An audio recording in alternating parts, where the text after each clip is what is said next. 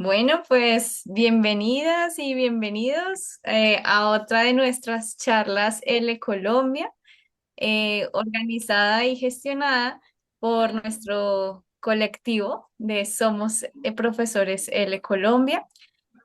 Muchísimas gracias a todos y a todas las participantes que, bueno, se registraron, que se están uniendo en este momento para esta maravillosa charla que justamente antes veníamos comentando, antes de que les diéramos acceso aquí a las personas, que estamos muy contentas porque tenemos personas de muchísimos lugares del mundo. Entonces, sí, por ahí veíamos que había personas de México, Perú, España, Costa Rica, Marruecos, España, El Salvador, Argentina. Entonces, pues muchísimas gracias por haber como atendido a esta convocatoria el día de hoy para escuchar justamente a nuestra querida invitada, que es Estela Maris Lobo García. También bienvenida, Joanita, por favor, ¿cómo estás? ¿Cómo va todo por Hola, allí? buenos días. No, pues feliz de volvernos a encontrar en una nueva charla Sele Colombia. Una invitada increíble, muy interesante. Bienvenidas, Elina, Ilsen, Daniela, Diego, Luis, Julie, Lucía, Sala 10 Digital y toda la gente que nos va a ver a través de nuestro canal de YouTube.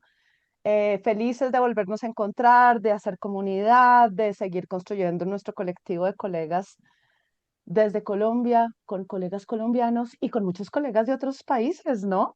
Hoy tenemos de nuevo a una colega música. ¿Ah? ¿Pueden creerlo?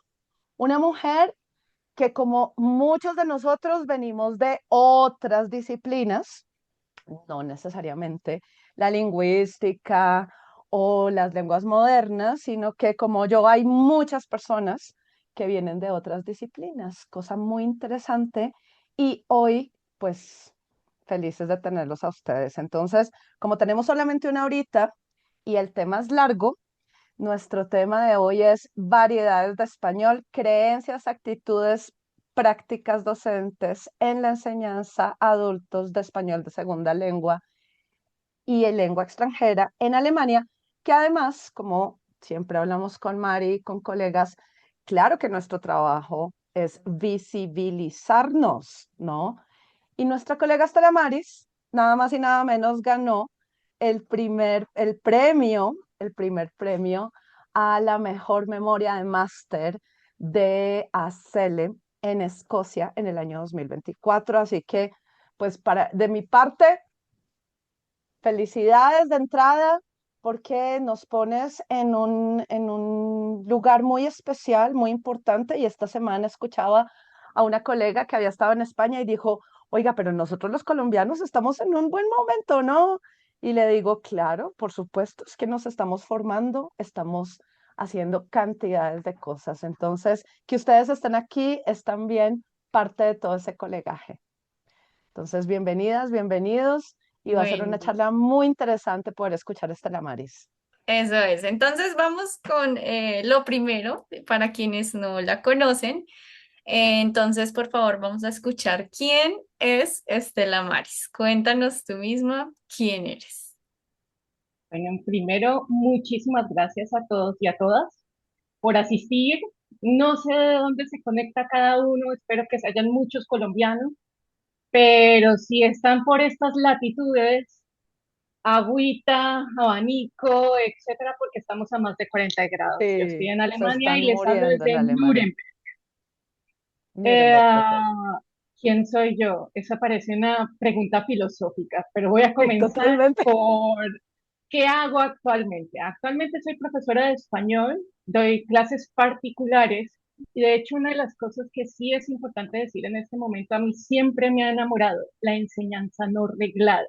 ¿Eso qué es lo que hacemos los profesores en academias, en clases particulares? Es decir, todo eso que no obedece a un currículo formal. Es decir, lo tenemos cada uno, pero no a la formalidad o conducente a título. Enseño a adultos principalmente, he enseñado a niños también. pero mi experiencia aquí en Alemania me enseñó rápidamente que la política lingüística con los niños ya está muy definida por el Ministerio de Educación. ¿Eso qué significa? Está muy definida por los manuales. Y el manual apunta mucho a la variedad norte-centro peninsular de España. Entonces, siempre nos hemos tenido que acomodar a eso si enseñamos a niños. Además que la política, para todo lo que tiene que ver con colegios, se orienta a las destrezas comprensivas, no productivas. Entonces, eso hace que las variedades quedan como ocultas dentro de la enseñanza. Por eso me interesaban mucho más los adultos. Como muchos, y bien como decía Joana, yo vengo del intrusismo profesional, es decir, vengo de otra área y llegué a Alemania y dije, hombre, esto, qué sé yo, español, pues vamos a enseñar español mientras aprendo alemán. Y fue solo unas clases para uno darse cuenta que hay unos temas que sencillamente, más allá de decir, es que esto así funciona y así es como es, uno no puede dar más explicaciones, necesita uno formarse. Y obviamente me formé en esto con mucha gana.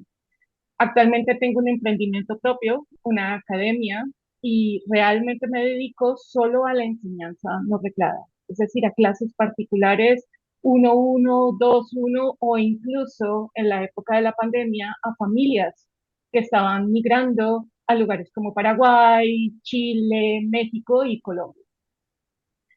Ahora bien, ¿qué estudios tengo? Como bien decías, Joana, yo soy música. Soy música con énfasis en historia de la Universidad Javeriana. Eso significa que hice toda la carrera de música y mitad de la carrera de historia. Y hay una parte muy importante ahí. Tengo una educación transdisciplinar, en donde me he metido totalmente en música y me he metido totalmente en lo que significa escribir en historia.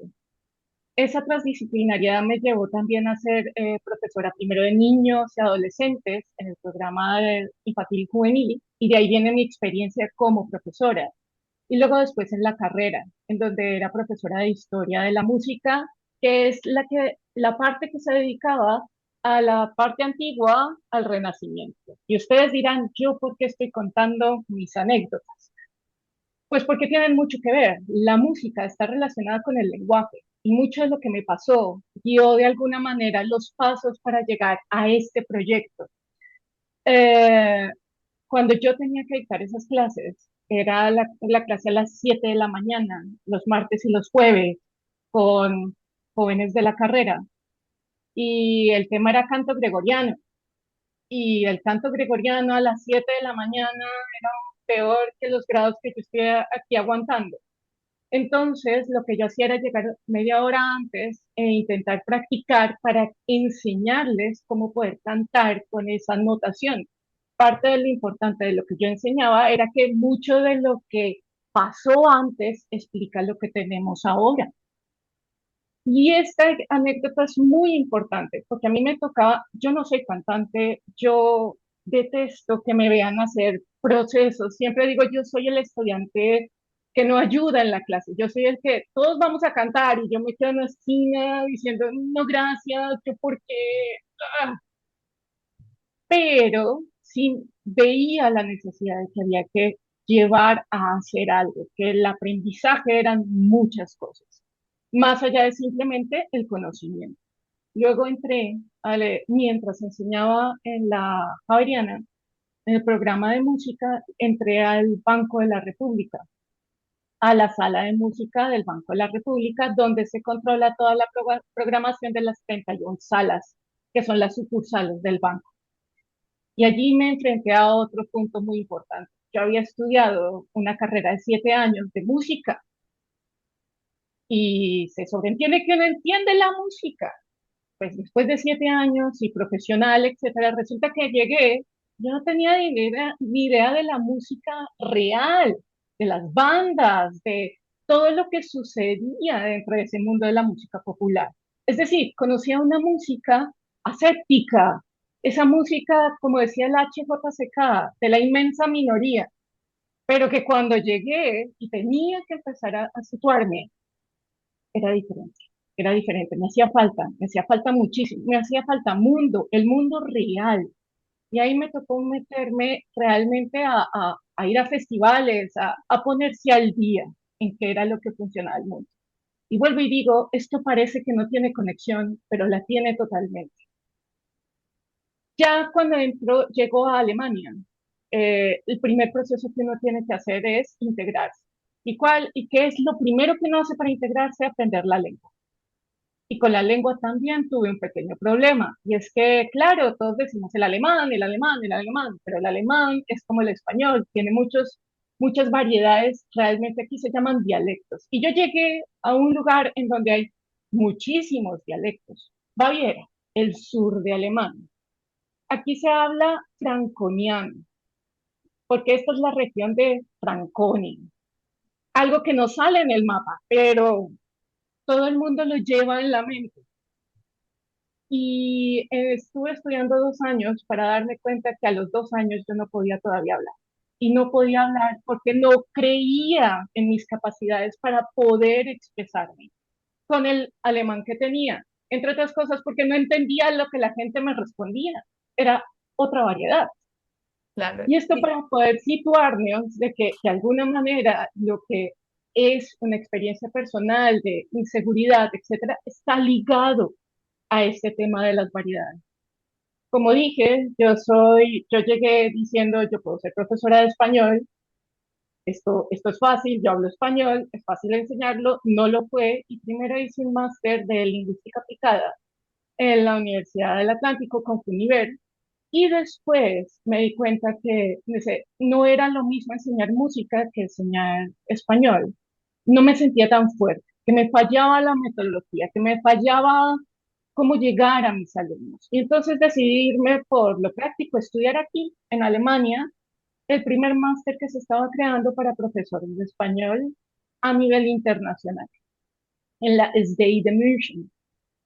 Y la experiencia fue muy enriquecedora porque no solo aprendimos las metodologías activas, sino con los temarios que tenemos que ver en el máster, nos organizaban clases en donde teníamos la clase invertida sobre el tema de adquisición de lengua. Teníamos el design thinking sobre la competencia intercultural, es decir, veíamos cómo se aplicaba esto. Y por otro lado, entendí muy bien lo que significa la cultura de aprendizaje. No es lo mismo enseñar en Colombia que enseñar en Alemania, pero tampoco es lo mismo enseñar a un colombiano que enseñar a un alemán. Y diría que esos han sido los grandes pasos que llevaron al trabajo que realicé.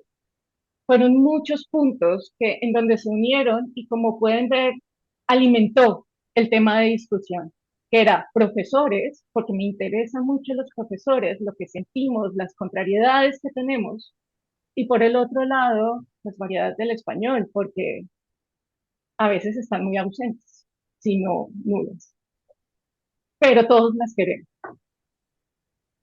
Sí, es muy lindo que empieces, Estela Maris, y gracias por esa experiencia, porque yo creo que todos, cada uno de nosotros y nosotras tenemos una experiencia particular que nos llevó a esta labor, ¿no? Y desde esa experiencia particular, pues tenemos una visión de mundo y tenemos una visión y una característica que, como siempre lo hemos dicho, hace que Ilsen sea una profesora tan particular, diferente de Luis, diferente de Diego, diferente de Manuela, pero que todos seamos desde nuestra visión como conscientes de lo que podemos hacer y pues qué lindo que nos lleves al punto específico de profesora a alemanes, ¿no? Luego ya vamos a hablar sobre la jerarquía, sobre la supremacía lingüística que se habla a veces, pero Mari quería hacerte una pregunta, Mari, o Bueno, no, era cuando estabas hablando sobre pues el momento en el que migraste y entonces te enfrentaste con todos estos dialectos alemanes. Antes de viajar, ¿Ya habías estudiado algo? ¿Tenías como alguna idea de alemán, del alemán o cero pollito y te fuiste así nomás? Cero, Uf, cero, nada, nada. Llegué con inglés y con la idea de que todo el mundo habla inglés y que no, también es ah, una fake news. ay, no, claro. Obviamente da para hablar dentro del centro y dentro de los lugares comerciales y en las universidades, etcétera, pero en el momento en que quieres hablar con la gente real, la gente que vive en esos lugares, no solo no hablan el inglés, es decir, no es una lengua franca como lo venden como tal, aunque académicamente es así, sino que también hablan variedades. Y yo Mm, creo que ahí es donde está el punto. Es mucho más difícil cuando no te han entrenado auditivamente, cognitivamente también, para que el alemán o el español vaya a sonar de manera diferente. Eso sin hablar de que son palabras, es pronunciación, pero es mucho, mucho, mucho más, es cada vez mucho más profundo porque cada forma que tenemos se conecta con nuestro comportamiento, con nuestros valores, con nuestras creencias como pueblo. Las hemos construido y dicen algo muy importante sobre nosotros y sobre cómo lo que nos identifica. mm. Por Claro, el, y entonces empiezas tú, bueno, a aprender el dialecto y como a intentar comunicarte en este lugar donde ya empiezas a vivir y adicionalmente pues como a formarte como tal para enseñar español, ¿verdad? Entonces estás ahí en dos procesos lingüísticos, wow, sí, bastante. claro, esto no es de la noche a la mañana. Yo tengo experiencia más o menos unos 12, 13 años en el español como lengua extranjera o lengua adicional aquí en Alemania, que sería la lengua tercera. Pero yo vivo aquí hace 15 años.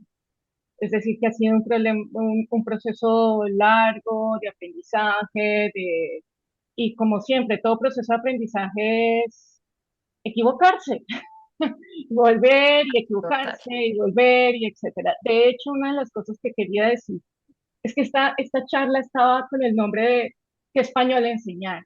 Y yo ya voy a dar un spoiler alert, es decir, voy a destrozar esta charla. Yo no lo voy a responder. Es decir, Ya te puedes desconectar. Claro, claro. porque Noticia falsa, precisamente no hay respuesta. de eso va esta investigación, de que esto Ujú. depende de muchas cosas. Esto es una Bueno, pero sopa que tiene entonces muchos arranquemos por ingredientes. ahí, Estela Maris, porque y ya te lo decía Mari antes, ¿qué fue lo que te motivó a hacer esta investigación y cómo te planteaste la investigación? Porque claro, esto es 100% formación de profesorado. Muy bien. Pues voy a compartirles algo que preparé porque lo vuelve un poco más Muchas visual gracias. el proceso y porque para todas las personas que estén metidas o interesadas en este tema de la investigación y de cómo llevarlo a cabo, voy a dar como algunos tips de lo que yo fui aprendiendo, que siempre viene comunicarlo para enterarse cómo es este teje y manejo. Un momento. Vale, ahí está cargando tu pantalla y ahora podemos ver tu presentación. Muy bien. Les voy a hablar del proceso de investigación. Cuando uno comienza cualquier tema, el que se les ocurra, eso se ve como escalar. Hay gente que utiliza diferentes metáforas y alegorías sobre qué es como un viaje, yo lo veo como escalar. Es como que la gravedad te tira abajo y todo el tiempo vas a estar tirando abajo. Y si no hay algo que te sostenga o así sea la motivación, te vienes abajo. Así es simple. Para mí es como escalar y escalar un árbol. Entonces, lo primero que hay que hacer es encontrar un tema que a uno le apasione, que le guste, porque también es como un matrimonio. Tiene que durarte el amor, porque si no dura el amor, también te caes del árbol y solo comenzar. Yo hice un anteproyecto que fueron realmente dos. El primero era sobre las creencias, actitudes y estrategias de los docentes en la enseñanza de las variedades geográficas del español como lengua adicional a adultos en Alemania. Y mi segunda propuesta, porque la primera se veía un poco tremenda, era hacer una propuesta de formación docente para la enseñanza de las variedades. En este voy a mencionar mucho a mis asesoras porque creo que uno de los puntos fundamentales de llevar a cabo una buena investigación es la conexión que se llega a tener con los asesores. Mis asesoras fueron las primeras que dijeron, haz las dos cosas. Y yo dije, esto es mucho trabajo. Y ellos dijeron, precisamente, organízate y haz las dos cosas porque funciona. Le dije, ok, listo, y nos vamos con el marco teórico. Ventaja, siempre en el nombre va literalmente el marco, el enmarque teórico.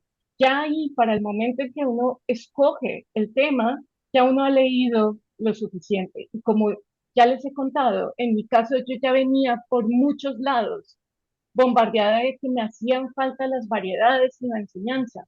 Entre otras cosas porque hay también muchos trabajos que mencionan que hace falta un poco de esta reflexión en los manuales.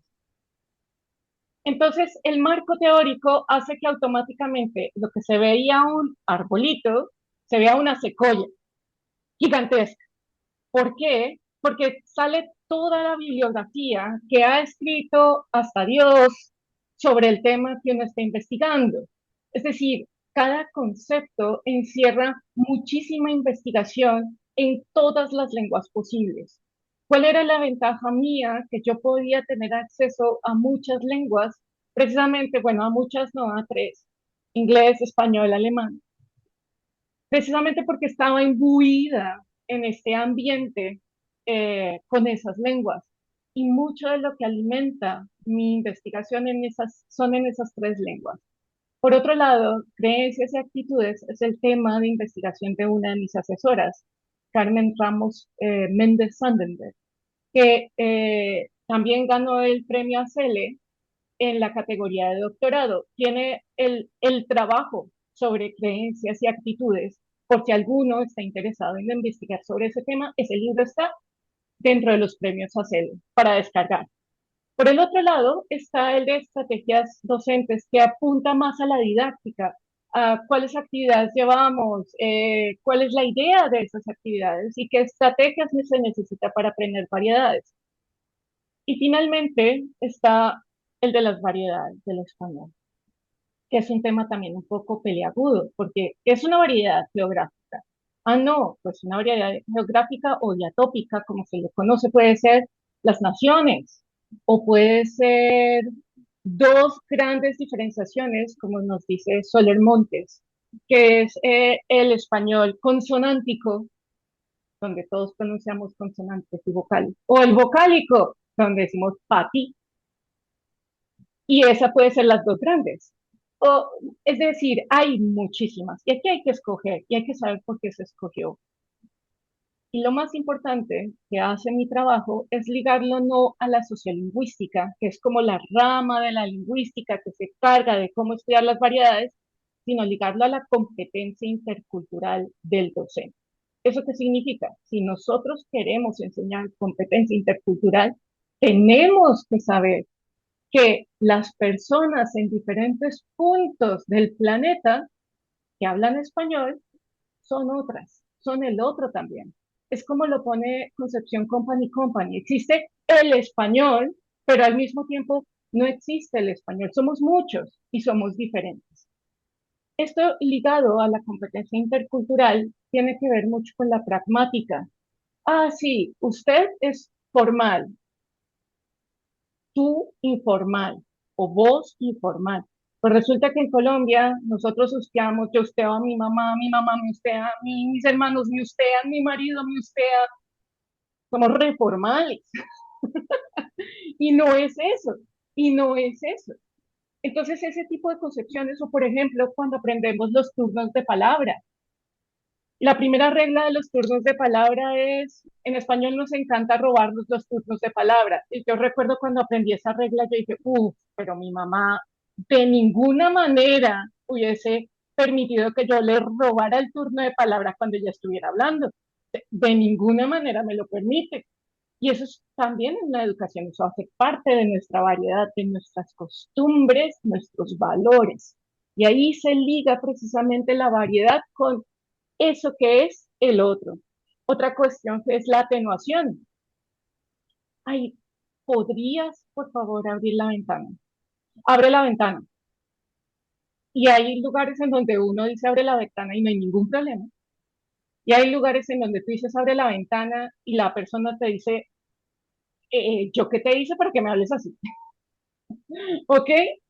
Entonces, eso de ligarlo con la competencia intercultural me ayudó mucho mi segunda asesora, que se llama Pilar Salamanca. A ella les debo no solamente el guiarme en esto, sino también que ellas fueron las que me dijeron del premio ACEL. Ahora bien, va la metodología. Una vez uno tiene el marco, uno no se va a inventar la rueda. Y eso es muy importante.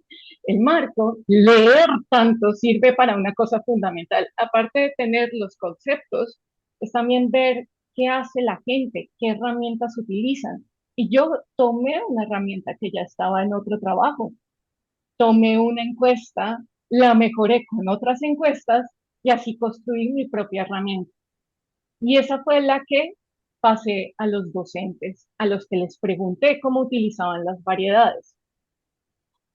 Lo tremendo aquí era llegar a los docentes, porque como dije, parte de mi gran interés ha sido la enseñanza no reglada, y la enseñanza no reglada no aparece en los informes de español, es decir, no muy claramente. Cuando se trata de instituciones grandes, ellas dan sus números, como el Instituto Cervantes o como aquí las universidades populares. Pues las pequeñas academias, los profesores privados, esos no están en esos números, sus alumnos no están ahí. Y ahí, ese lado oscuro de la luna era el que a mí me interesaba mucho conocer, porque además es al que yo pertenezco. Pero para ello tuve que hacer un cronograma, tuve que exigirme bastante en los tiempos, tuve que crear perfiles en todas las plataformas que habían de profesores que ofertaban clases de profesores Supaproof, de Play, eh, Unterricht, Ungefurt, habían millones para poder contactar a cada profesor y enviar. Al final obtuve 31 respuestas, que no son muchas, y por eso aquí un favor, siempre que les llegue una encuesta o una ayuda para una investigación, acéptenla, sobre todo porque realmente así podemos conocer ese lado oscuro de la luna, que muchas veces no, de ese no se habla. Perdona que te Y es, interrumpa al respecto, y Estela Maris, porque es un tema súper importante. Siempre pasa que, ay, por favor, ayúdame a compartir este formulario, estoy investigando sobre tal y tal y tal cosa. Y por un lado, hay muchos profesores que ya no tienen la paciencia y el tiempo. Y por otro lado, hay profesores que tienen la paciencia y el tiempo, pero no tienen la experiencia. Y entonces ahí, para muchos colegas que nos piden ayuda para compartir sus encuestas y en sus procesos de investigación, haces un llamado muy, muy, muy importante, porque perdemos eso, ¿no? Otra de las cosas que queríamos desde hace mucho tiempo, incluso con nuestra colega Carolina había hecho un esfuerzo muy interesante de poder como traer investigaciones y abrir una ventanita en la que profesores investigadores pudieran encontrar profesores para responder este tipo de cuestiones. Así que gracias por ese llamado, porque es muy difícil para los investigadores encontrar colegas que se tomen 15, 20, 30 minutos de manera correcta y crítica y que le puedan hacer comentarios a los colegas para estas investigaciones y para que podamos aprender entre todos mucho más. Así que gracias por eso. igual es algo en lo que estamos metidos todos y que habla de nuestro medio. Cada investigación nueva que se hace, de alguna manera, es como una fotografía que se crea de una realidad. Esto que yo hice no se puede generalizar. Voy a llegar a unas conclusiones, pero no se puede generalizar. Lo que contestaron estos profesores solamente es como una instantánea de un momento. El momento en que hice esta investigación que fue el 2023. Mucha agua ha corrido desde el 2023 hasta el 2026 en el que estamos. Pero sí es muy importante que estas instantáneas, estos trabajos se sigan haciendo para conocer también las necesidades de los docentes.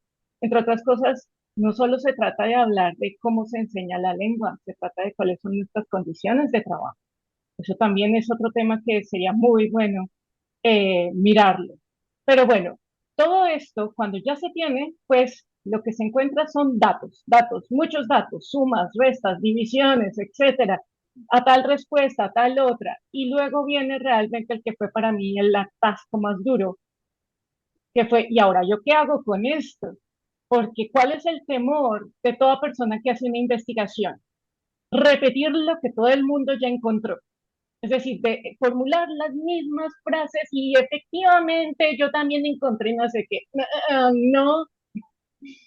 Y recuerdo que esa fue una sesión con mis asesoras y sí me ayudaron a desentascar todo, porque claro, uno cuando lee está muy metido en lo que lee, pero a veces le toca también abstraerse para enfocarse en los datos y luego compararlos. Y ahí fue donde vi cosas diferentes.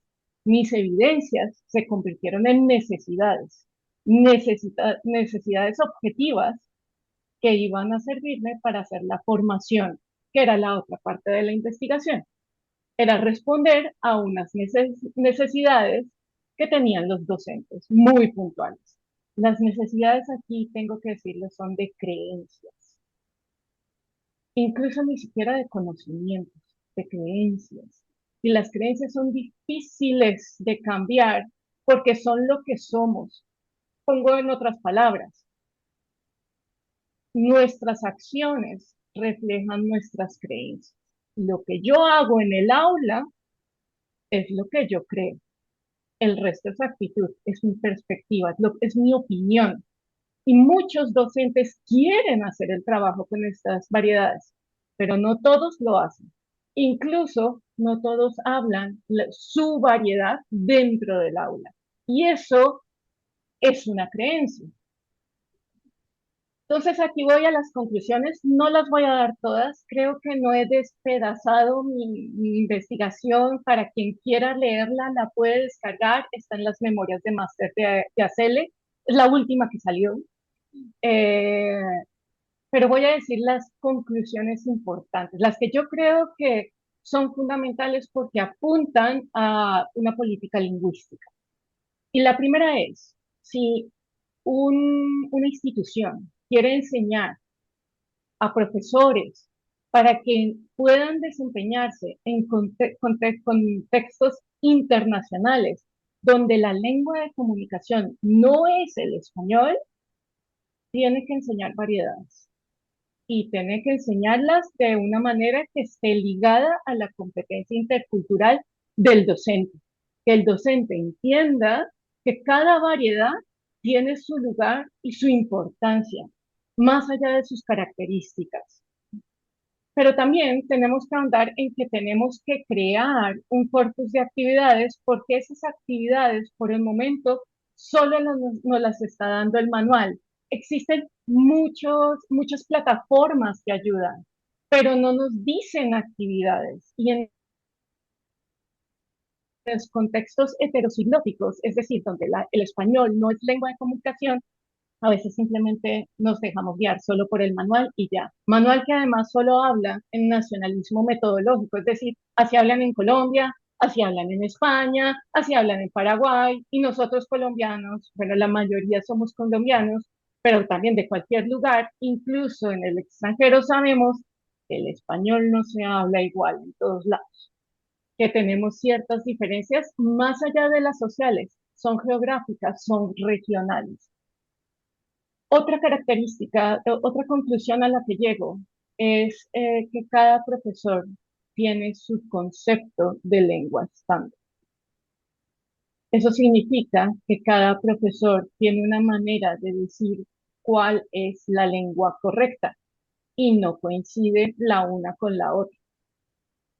Otro, mucha gente piensa que esto tiene que ver solamente con que porque somos diferentes, en Alemania somos diferentes. El gran problema es que no solo eso, yo lo descubrí incluso en personas de una misma variedad, personas que se distanciaban de su variedad porque no la consideraban lo suficientemente buena para el estudiante y personas que sí, en la misma variedad. Entonces aquí volvemos, problemas de creencias. Es algo que se tiene que hablar, es algo que tenemos que mirar con la literatura, qué es lo que nos dice, porque para cada contexto la respuesta es diferente. Y a eso, de que cada uno tiene una lengua estándar diferente, le sumamos que ninguno de nosotros habla como estamos hablando aquí, castellano puro y duro de la vida real. No, nosotros matizamos porque necesitamos hacer comprensible nuestro mensaje.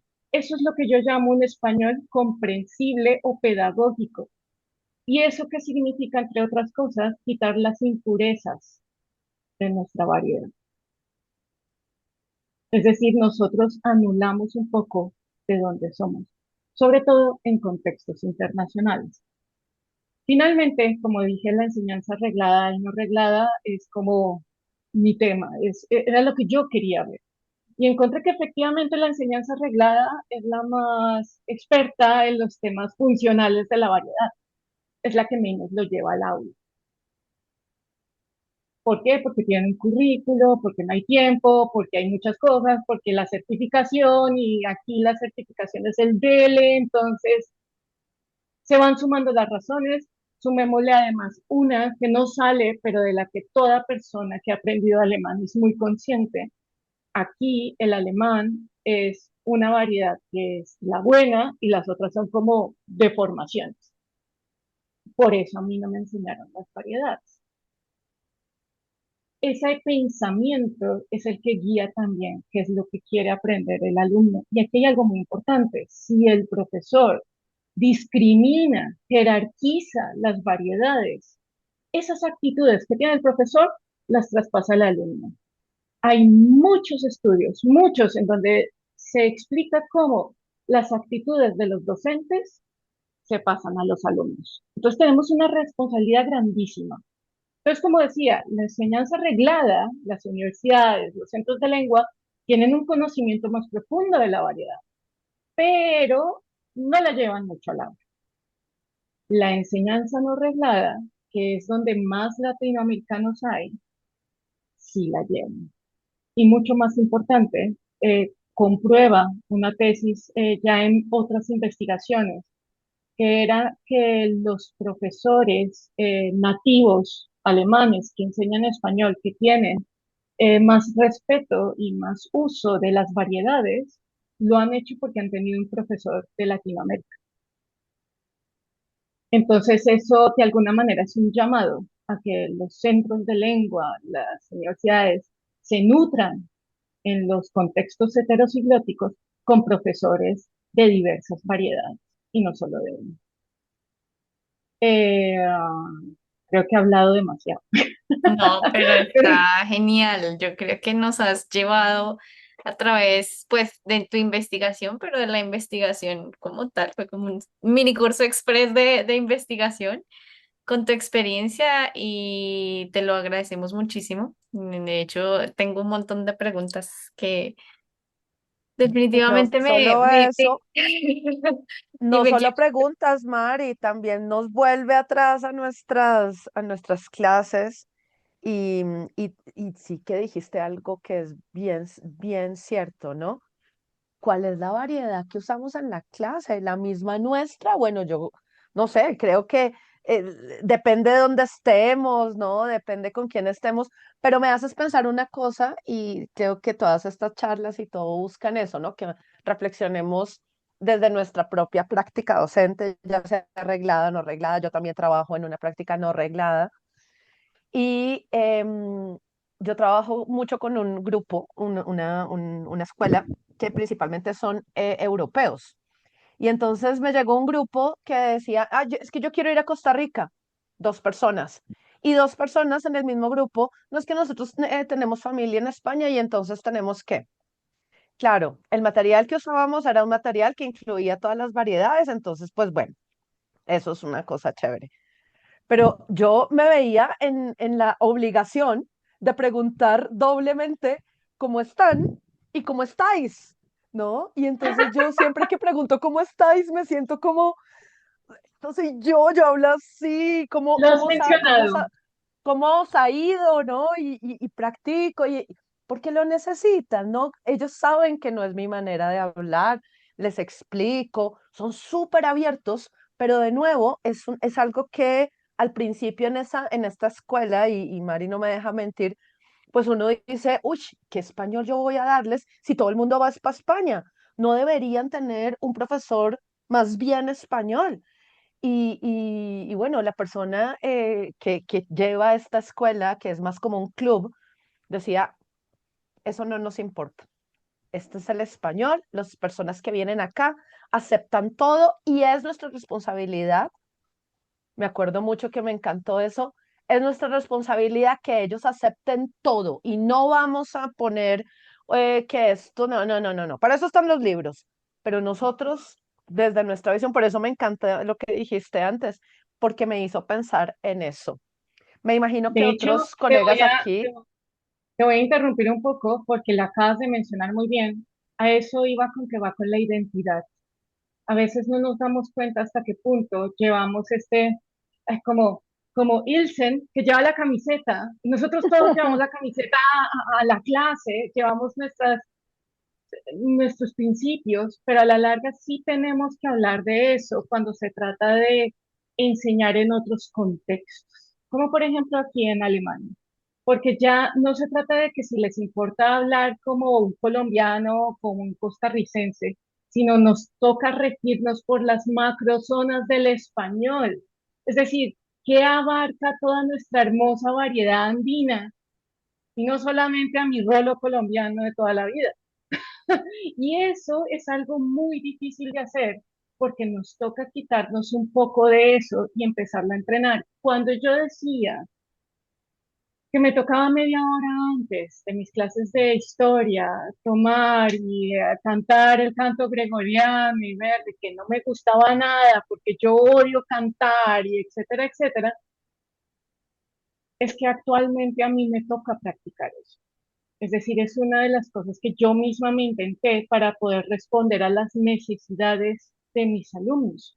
Y eso es algo difícil de hacer. Es decir, es algo que viene de, yo hice este trabajo y gracias a este trabajo reflexioné sobre muchas cosas que se aplican a mi contexto, pero cada uno de nosotros tiene que desarrollar sus propias herramientas y eso se hace en un estudio profesional. Eso es lo que nos hace profesionales. Wow, es excelente reflexión. Yo creo que aquí yo estoy que tomo notas de muchas reflexiones que nos traes, Estela Maris. Y bueno, quisiera pasar aquí también porque el tiempo está corriendo. Primero invitar a los y las participantes que si tienen algún comentario, alguna pregunta, pueden escribirla en el chat, pueden pasarla por el chat o pueden levantar la manito y directamente hacer su abrir el pregunta. micrófono, abrir el video, como Sí, quieran. pero bueno, quiero pasar ahora como a ese momento, Estela Maris, en el que tú decides presentarte y hacer parte de esta convocatoria de ACELE con tu investigación. ¿Cómo fue, primero, cómo te enteraste, ¿no? Cómo fue que llegaste allí? Y bueno, todo lo que ha pasado desde entonces. Eh, yo no puedo hablar mucho de ACELE, soy parte de ACELE en el sentido de que pago para ser parte de la asociación. Es la única asociación internacional que existe de profesores de español como lengua adicional. Es decir, es nuestra asociación. Seamos de enseñanza reglada, enseñanza no reglada, enseñemos en Hong Kong, o enseñemos en Alemania o en Colombia. Ahí está media humanidad. ¿Cómo me enteré? Por mis asesoras. Porque mis asesoras fueron las que primero me dijeron, ya después de presentarme, de evaluación, etcétera, vino, preséntalo. No pierdes nada, mira qué se necesita y nosotros te apoyamos. Y que se necesita el currículum de la persona que se presenta o el grupo de personas que hacen la tesis de maestría, el acta de que se presentó y de que fue evaluada por los asesores, la tesis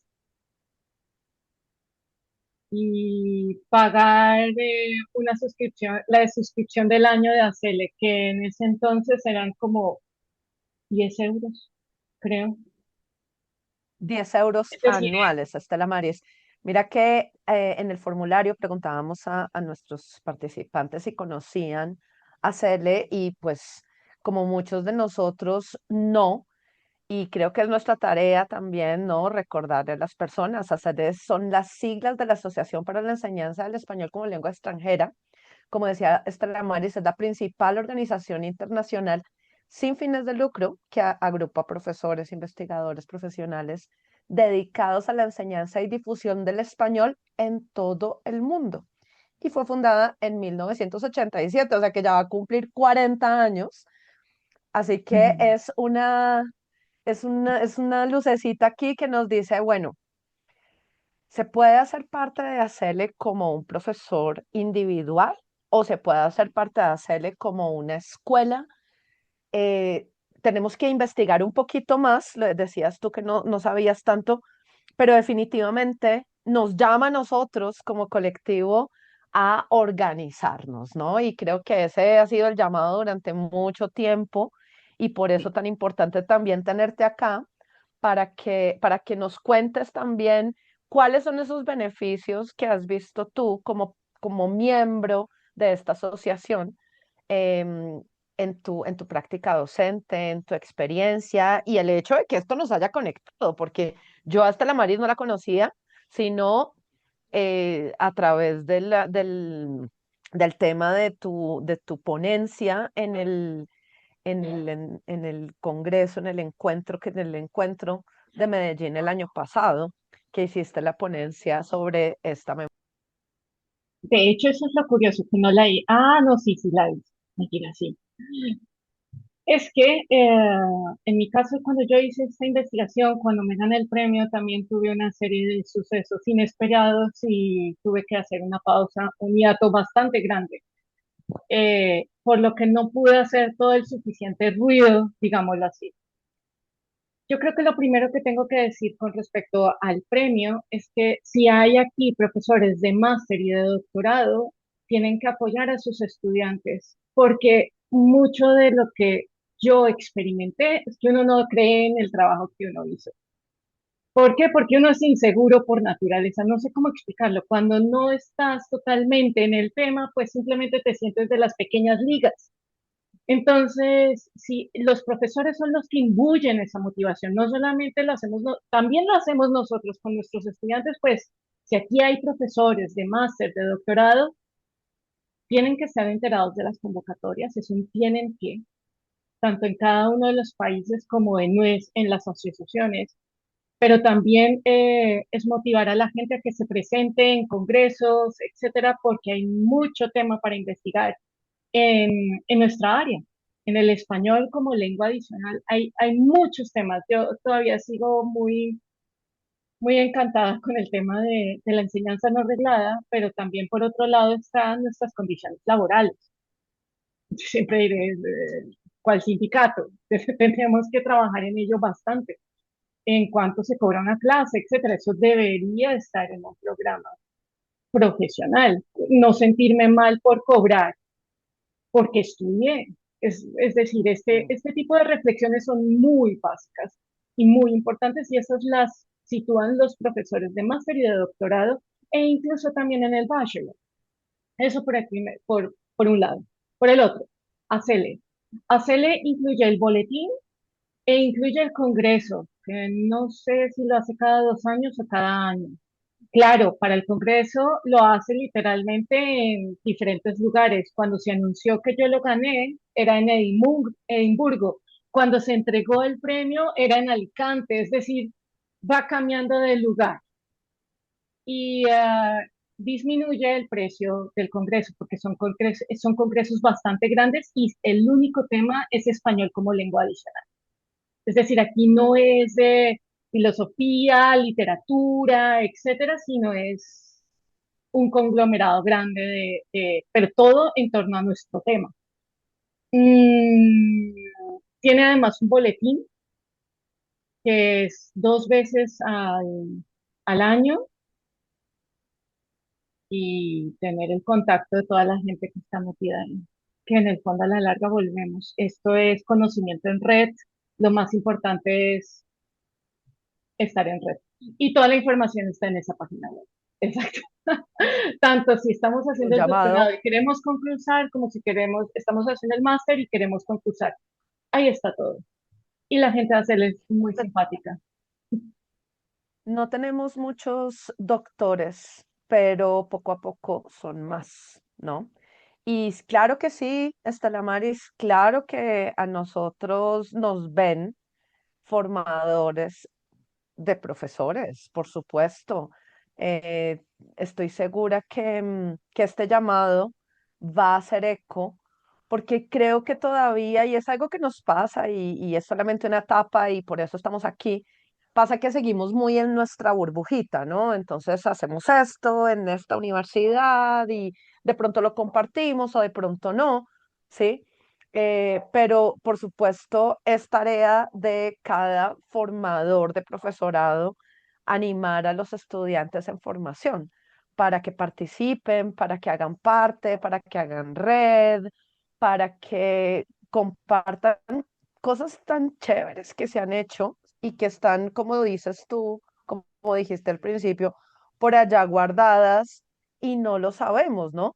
Sería maravilloso que a través de estas charlas con Mari y otros colegas pudiéramos traer, ¿no? Tantas preguntas que se hacen los profesores investigadores que tienen que cumplir con una investigación para sus maestrías y que a veces se quedan por ahí y solamente, pues digo, solamente es porque no hemos visto mucho más. La Universidad Javeriana, digamos, tiene actividades sobre las investigaciones que hace, pero convoca, Mari, no sé si estoy equivocada, son convocatorias internas, ¿no? O son también externas. Creo que ya lo están abriendo para los externos. Y lo que decías tú acerca de de dónde estoy, ¿no? Si estoy en una formación reglada o una formación no reglada, eso no tendría que ver con la metodología o lo que vamos a enseñar en clase, ¿no? Creo que es más Ah, pues dime tú, Estela Maris, con esa identidad que tenemos, con esas creencias que tenemos, ¿no? Porque yo siento, pero los colegas me dirán si sí o no, siento que a veces cuando, ay, yo doy clases en una universidad, ¿no? Y entonces uno dice, wow, ¿sí? Pero yo doy clases en Zoom en mi computador y entonces ya no es tan wow, ¿no? Y yo creo que ambas son súper wow, ¿sí? Pero claro, luego vienen asuntos institucionales, vienen asuntos burocráticos también, vienen asuntos de las creencias de cada institución y nos falta mucho eso, yo creo. No sé si lo ven así ustedes. yo creo que es sacarle el valor a todo. Primero, todo eso son creencias, Joa. Todo eso son creencias y las creencias son difíciles de cambiar porque se tienen que debatir, tenemos que leer, tenemos que volver a debatir, es decir, hay un proceso para cambiar lo que somos. Pero lo que yo te puedo decir es algo que tú sí conoces, es decir, los profesores que están en universidades, que están en centros de lenguas, tienen un currículum que tienen que hacer a rajatabla. En cambio, tú no. Tú tienes una libertad de acción que no todos los profesores tienen. Cuando digo que yo estoy enamorada de la enseñanza no reglada es precisamente por eso, porque podemos trabajar muchas cosas que en la enseñanza, estoy enamorada de la enseñanza no reglada porque la reglada literalmente te dicen hasta los temas. Ujú. Y cuando tú quieres hacer temas de justicia social, cuando tú quieres llevar inclusión, cuando tú quieres llevar otro tipo de temas más allá de los estipulados, te estrellas con la burocracia institucional. Eso hace que sea mucho más difícil llevar ciertos temas. Para nosotros hay una flexibilidad. Esa flexibilidad depende de cómo la traduce la gente, que, ay, no, es que a ti no te toca meterte en este corset que tengo yo de universidad. Si lo quieres ver como algo bueno, pues bien por ti. Yo, por ejemplo, yo lo veo como tengo libertad y además puedo cobrar en justa medida. Y eso yo creo que eso también es un territorio ganado, que también se tiene que hablar. No volvemos al mismo punto, no es lo mismo enseñar en un lado que en el otro, no es lo mismo estar en una universidad que estar con tú es una escuela emprendedora, por ejemplo, o cuando es una escuela que ya lleva 12 años como la mía. Es decir, hay un territorio recorrido que uno empieza mucho más y a quererlo mucho más también y a valorarlo mucho más. Es decir, si yo me encuentro con alguien que dice, no, clases de Zoom, sale, sale el rolo en mí a decir, no, así no es. Y es por eso que sí siento que todas esas cosas están relacionadas con las creencias y son parte de nuestra profesionalización. Es decir, saber valorar qué es el trabajo que hacemos. Gracias, Estela Maris. Y sí, yo creo que también hay que romper justamente esa idea que hay de que solo las personas que están o trabajan en universidades o en una educación formal pueden investigar y uno como independiente. No, que creo que eso también se da muchísimo, que entonces no, como yo no estoy en un proceso tan formal, yo no puedo o yo no me permito siquiera, a pesar de que somos los que más curiosidad a veces tenemos, los que más tiempo también disponemos para pues para hacer todo esto, como dices, desde el momento uno, algo que nos apasiona y que pues, sería espectacular si lo Incluso explotar. una cosa muy interesante, yo siempre pensé que no me iba a ganar el premio por una razón súper básica. Cuando miré todos los premios anteriores y vi quiénes eran las personas y uno busca en las redes sociales porque quiere enterarse, todos no pasaban de los 25 años. Y yo, 42 años y subiendo, dije como, esto no va a ser. Y ese es el punto. Ese es el punto. Realmente el límite uno mismo se lo pone, pero realmente no hay límite. Lo que se puede lograr con esto es realmente muy grande. Cada persona puede investigar, cada persona puede enamorarse de un tema y llevarlo al punto que quiera. Yo sigo en esto, sigo estudiando en esto y espero seguir sacando cositas, aunque bueno, también enseño, entonces compaginar las dos cosas siempre es peliagudo, pero ahí vamos. Vale. Pero bueno, pues muchísimas gracias, Estela Maris, por estos 60 minuticos que tuvimos tan sustanciosos con todo tu experiencia, todo el trabajo que has hecho con tu investigación.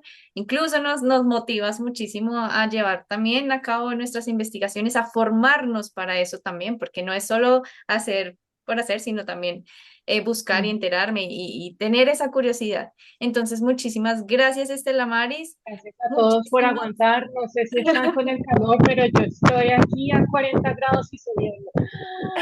Bueno, Lucía tiene una pregunta. Adelante, Lucía, por favor.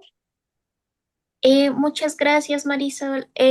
Bueno, primero que todo agradecerle a la profe Estela Maris por su ponencia. De verdad nos enriqueció muchísimo el día de hoy. Quería preguntarte si podías darnos tus redes sociales, donde podemos seguirte, tu escuela también.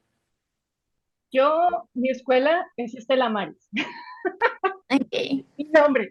Y las redes están, no soy muy de redes, solo tengo Facebook y tengo LinkedIn y bueno, Mari y yo pueden darse cuenta que yo no es que mueva mucho, porque también soy una persona que con las redes sociales, mis alumnos son presenciales, una partecita son de Zoom, son virtuales. Entonces no he necesitado mucho acudir a las redes para poder mantenerme a flote, pero ahí ando. Es decir, me buscas mi nombre, Colombia, solo salgo yo. Listo, muchas gracias, profe. Gracias a ti. Listo. ¿Alguien más? O- Em, Creo que voy a pasar el link de LinkedIn de Estela Maris y allí pues también a partir de allí pueden encontrar el resto de su información. Muchas De gracias, todas Estela Maris. maneras, de todas maneras, Mari, seguro que nos vamos a encontrar con Estela Maris más adelante en reuniones, en encuentros. Em, Quiero aprovechar este espacio también para recordarles, ya lo habíamos hablado en la anterior charla, que vamos a tener un encuentro. Recuerden que nuestro colectivo de profesores Somos Profesores de Colombia hace parte también de Enredele, una red de español como lengua adicional, ya lo decía Estela Maris, otra discusión que vamos a tener más adelante. em, Hace parte como colectivo de profesores de esta red y participamos con voz y voto desde hace ya 4 años. Y entonces invitarles a que nos encontremos, las personas que lo logren, en Bucaramanga en 2027. Ya estamos con fechas, septiembre, ¿no? Yo por acá contando la chiva, porque todavía no hemos como especificado, pero yo les cuento porque pues tenemos que irnos preparando, especialmente los Primicias, profesores que primicias. somos independientes, vamos ahorrando, vamos buscando tiquetes, vamos haciendo todo, qué vamos a presentar, qué vamos a hacer. Y una noticia nueva es que ya no vamos a hacer un encuentro, sino que nos convertimos en un congreso. No Súper. tengo todavía más información, pero les iré contando, así que pues un día tal vez tendremos la dicha de encontrarnos con tantos colegas que nos encontramos por acá y ojalá que podamos seguir construyendo entre todos, gracias a su tiempo, gracias a su generosidad, a compartir y bueno, y todo el trabajo que se hace también desde nuestra red con Mari, que está en la cabeza de todo esto. Muchísimas, muchísimas gracias, Mari, por hacer de todo esto también posible.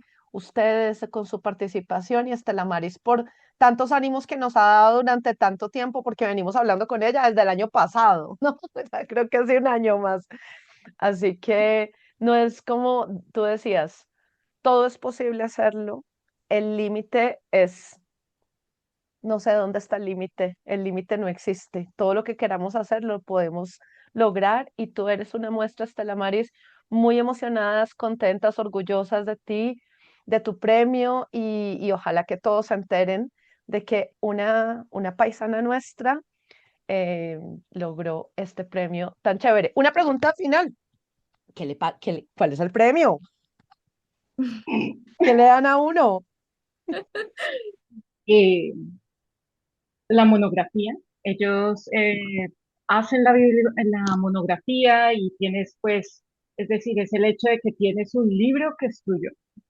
Todos lo pueden descargar, de hecho, creo que me olvidé de esa parte, se puede descargar en la página de CELE, en la parte de memorias y todo lo que hay ahí se puede consultar y se puede descargar. Eso es como una de las bases. Y pues sí, hay un dinerito, pero es pequeñito. No, pues claro, me Bueno, imagino que no debe ser muy grande, pero igual, Pero igual lo que pues importa se es agradece. como, es el logro. Yo la creo que visibilidad, donde la visibilidad y todo esto, claro, claro. Entonces, exactamente la visibilidad. muchas gracias, Vernos Estela Maris, hablar por de este tema. representar aquí la tierrita, allí en este tipo de congresos, bueno, de lugares donde se demuestra que Colombia se investiga.